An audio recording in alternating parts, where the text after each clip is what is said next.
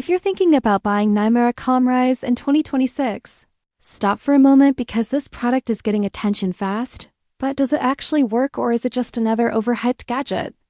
Nymera CalmRise is marketed as a vibrating wrist alarm designed to help kids wake up more gently without loud sounds or stressful morning alarms.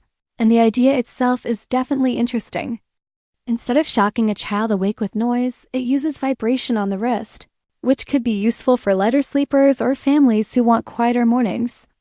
Based on everything available, some users seem to like the comfort and simplicity of the device, especially for creating a more peaceful wake-up routine. The wearable design can also be practical since it stays on the wrist, reducing the chance of missing the alarm compared to a phone left across the room.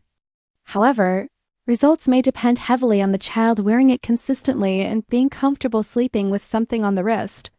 For deeper sleepers, vibration-only alarms sometimes may not be strong enough, so expectations should stay realistic.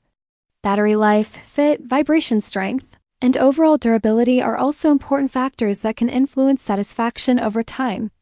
Another thing to keep in mind is that no device automatically fixes poor sleep habits, late bedtimes, or inconsistent routines, so it works best as a tool rather than a miracle solution.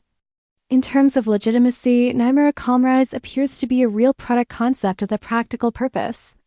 Not some obvious scam, but whether it feels worth the money depends on your household needs and how sensitive the sleeper is to vibration alerts. It may be a smart option for some families, while others may prefer traditional alarms or smart devices with more features. Overall, Nymera CalmRise sits somewhere in the middle. Not a magic breakthrough, not useless hype either. If you want a quieter and gentler wake-up option for kids, it could be worth considering.